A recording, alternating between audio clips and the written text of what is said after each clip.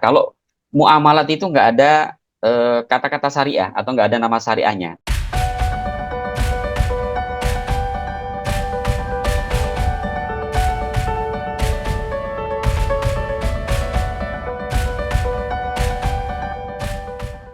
Bismillahirrahmanirrahim. Assalamualaikum warahmatullahi wabarakatuh. Waalaikumsalam warahmatullahi wabarakatuh. Alhamdulillah teman-teman semuanya, patut kita bersyukur kepada Allah Subhanahu wa taala atas segala nikmat yang Allah berikan kepada kita. Teman-teman semuanya, hari ini saya bersama Mas Catur akan menyampaikan atau memaparkan materi kaitannya dengan lembaga keuangan ya, baik itu lembaga keuangan bank maupun lembaga keuangan lainnya. Saya kebetulan ditemani oleh Mas Catur ini. Mas Catur, boleh di sepil ke kita apa aja sih yang mau kita bahas, Mas Catur, pada kesempatan yang baik ini dari materi yang nanti akan kita sampaikan. Iya, pada kesempatan kali ini kita akan bahas bank dan lembaga keuangan lain yang terdiri dari ada lembaga keuangan, terus ada kegiatan bank umum, kegiatan BPR, lalu lembaga keuangan bukan bank, dan juga ada bank syariah, Kak. Nah, teman-teman semuanya, ini sesuatu yang menarik karena yang disampaikan oleh Mas Catur tadi ini adalah aktivitas yang mungkin sering kita jumpai atau bahkan sering kita lakukan ya, seperti kita datang ke bank dan segala macam. Dan perlu teman-teman semuanya ketahui, apa yang nanti kita paparkan ini itu adalah merupakan bagian daripada tugas dari kampus. Sebelumnya tentu kami ucapkan terima kasih kepada Pak Agung atas bimbingan, nasihat dan juga arahan-arahannya serta motivasi yang diberikan kepada kami selama ini. Nah, Mas Catur, ini kita Iya, siap. bisa mulai sepertinya ya, apa yang kemudian tadi Mas Catur paparkan. Saya coba akan menampilkan slide-nya ya. Nah, teman-teman semuanya, alhamdulillah pada kesempatan yang baik ini, sebagaimana tadi yang sudah disepil oleh Mas Catur, jadi kita akan bahas kaitannya dengan bank dan lembaga keuangan lainnya. Di sini tentu saya tidak sendiri, tapi saya ditemani oleh rekan saya, Mas Catur Aryadi. Alhamdulillah ini adalah bagian daripada tugas kita di Universitas Teknologi Nusantara, yang dimana kita dibimbing langsung oleh dosen pengampu kita, yaitu Pak Agung Tri Putranto. Baik, sahabat dan teman-teman semuanya, saya akan menyampaikan terkait dengan bank dan lembaga keuangan lainnya. Pada sesi kesempatan ini, saya akan menyampaikan terlebih dahulu apa itu lembaga keuangan, kemudian kegiatan bank yang sering kita lakukan. Kalau kemudian kita di daerah kita juga menjumpai ada bank perkreditan rakyat ya di masing-masing daerah. Baik, teman-teman semuanya. Nah, pada kesempatan pertama ini saya akan menjelaskan terkait dengan lembaga keuangan.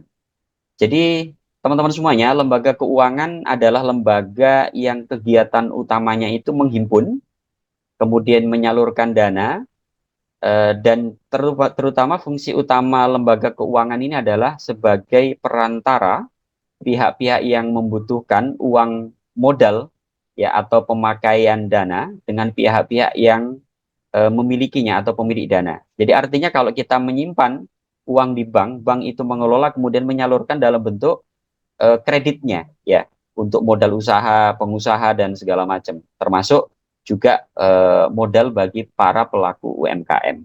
Nah, berikutnya teman-teman semuanya, lembaga keuangan ini terdiri dari dua. Yang pertama adalah bank itu sendiri, di mana bank adalah lembaga keuangan yang di dalam menjalankan fungsi intermediasi itu diizinkan untuk menghimpun dan menyalurkan dana ya dalam bentuk tabungan atau lembaga keuangan depositori. Jadi kalau kita ke bank, itu tentu kita ada menyetor ya dana kita dalam bentuk tabungan, deposito dan lain sebagainya. Nah, yang kedua teman-teman semuanya, itu ada lembaga yang bukan bank. Nah, apa sih eh, LKBB atau lembaga keuangan bukan bank?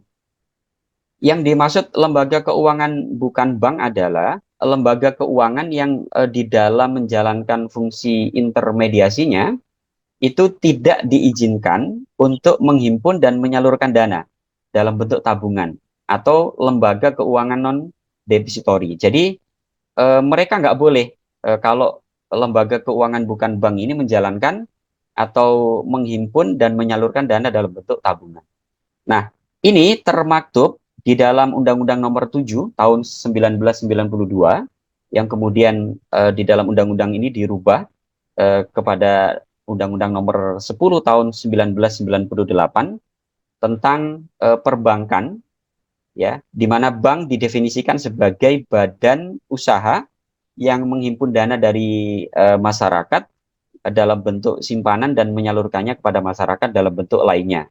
Ya, kemudian bank ini diklasifikasikan menjadi bank umum dan bank perkreditan rakyat, sebagaimana yang kita sampaikan tadi.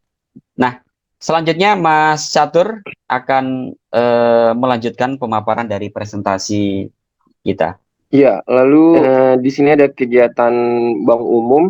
Bank umum itu terdiri dari kegiatannya yaitu yang pertama ada menghimpun dana dari masyarakat dalam bentuk simpanan giro, deposito berjangka, sertifikat deposito, tabungan dan atau bentuk lainnya yang dipersamakan dengan itu.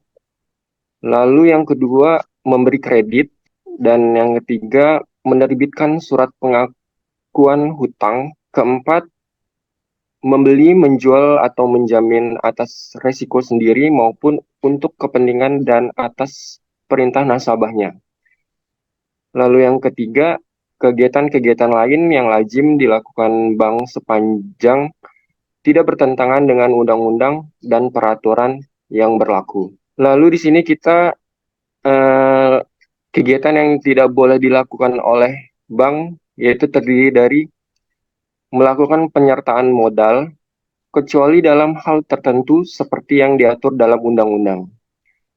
Lalu melakukan usaha perasuransian yang selanjutnya melakukan usaha lain seperti yang diatur dalam undang-undang. Di sini bisa dilihat kegiatan BPR terdiri dari menghimpun dana dari masyarakat dalam bentuk simpanan, memberikan kredit, lalu menyediakan pembiayaan bagi nasabah berdasarkan prinsip bagi hasil, lalu yang selanjutnya menetapkan dana dalam bentuk SBI, deposito, dan atau tabungan pada bank lainnya. Baik, Mas Catur, saya akan lanjutkan. Jadi teman-teman semuanya, kegiatan yang tidak diperkenankan dilakukan atau tidak boleh dilakukan oleh BPR, sebagaimana tadi yang Mas Catur paparkan. Yang pertama, BPR ini tidak boleh menerima simpanan dalam bentuk giro, teman-teman. Termasuk melakukan penyertaan modal, itu juga tidak boleh dilakukan oleh BPR. Yang berikutnya, BPR juga tidak boleh melakukan usaha perasuransian. Dan berikutnya, BPR juga tidak boleh melakukan usaha lain di luar kegiatan usaha yang sudah disebutkan di atas tadi.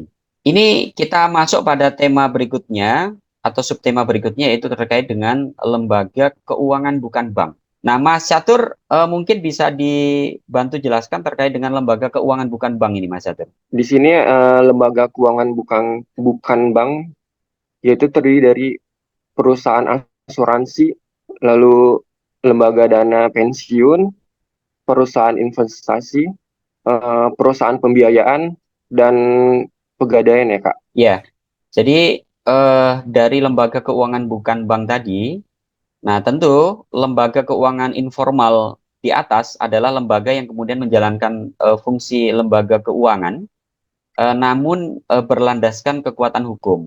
Berikutnya kita masuk kepada bank syariah. Ya, Mas Catur, sebelum kita masuk pembahasan terkait dengan bank syariah, Mas Catur ingat nggak bank syariah pertama yang berdiri di Indonesia itu apa, Mas Catur? Untuk bank syariah sendiri yang pertama kali berdiri itu Bank Syariah Muamalat, Kak. Ya, betul. Jadi teman-teman, kalau kita flashback kepada sejarah, bank syariah pertama yang ada di Indonesia yaitu Bank Muamalat ya, yang menjadi pelopor pertama kali berdirinya bank syariah di Indonesia. Yang hari ini alhamdulillah banyak juga bank-bank syariah lainnya, termasuk terakhir yang kemudian merger dari beberapa bank syariah yang ada ya, yang kita kenal bersama yaitu Bank Syariah Indonesia atau BSI. Nah, kalau muamalat itu nggak ada kata-kata syariah atau nggak ada nama syariahnya, tapi secara prakteknya bank muamalat ini adalah bank yang menggunakan praktek-praktek syariah. Tapi kalau Bank Syariah Indonesia atau BSI, nah itu ada kata-kata syariahnya dan prakteknya sudah tentu juga menggunakan prinsip-prinsip syariah. Nah, kita akan bahas terkait dengan bank syariah. Jadi bank syariah ini adalah bank yang beroperasi dengan aturan khusus yang diatur oleh agama Islam, di mana kemudian ciri utamanya adalah tidak adanya bunga, ya, melainkan sistemnya adalah dengan sistem bagi hasil. Nah, bank syariah sendiri merupakan lembaga keuangan yang transparan, menjunjung tinggi prinsip keadilan tanpa sentimen agama. Jadi meskipun syariah ini ada embel-embel agama, tapi semuanya bisa. Bahkan yang saya ketahui dari beberapa literatur yang ada, yang banyak menabung di bank syariah itu atau yang menyimpan deposito di bank syariah itu justru dari non-muslim. Ya, kenapa? Karena ternyata non-muslim itu ngejar dari sisi benefitnya, yaitu bagi hasil dari bank syariah itu ternyata lebih besar daripada konvensional. Nah, ini menarik, teman-teman. Serta di syariah itu ada fakta riba haram. Ya, jadi ada kaidah-kaidah dan batasan-batasan tertentu yang harus dijaga di dalam bank praktek perbankan syariah ini.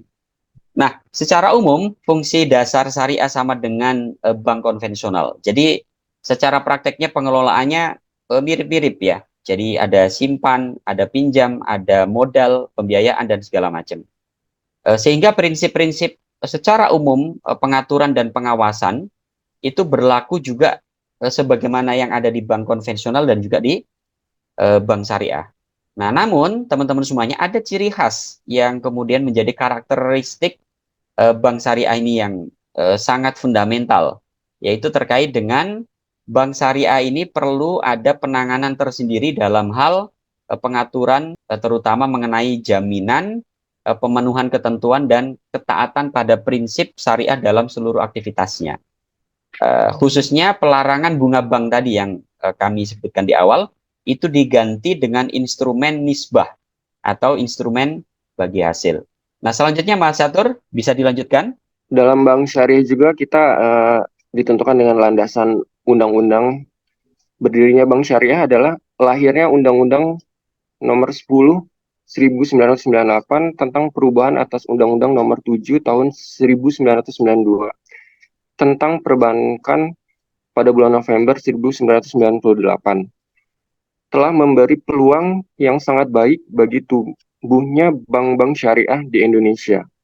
Undang-undang tersebut memungkinkan bank beroperasi sepenuhnya secara syariah atau dengan membuka cabang khusus syariah. Lalu di sini ada perbedaan bank syariah dan bank konvensional. Perbedaannya dari bank konvensional yaitu di sini bank syariah melakukan investasi yang halal saja. Lalu berdasarkan prinsip bagi hasil, jual beli atau sewa.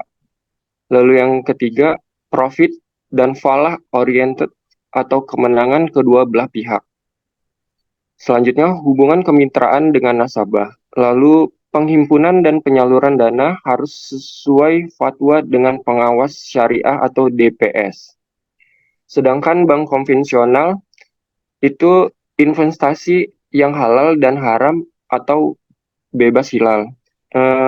Memakai perangkat bunga juga. Selanjutnya profitnya itu oriented. Selanjutnya hubungan antara debitur dan kreditur. Dan yang terakhir itu tidak terdapat dewan sejenis. Baik, terima kasih teman-teman semuanya dan juga Mas Catur.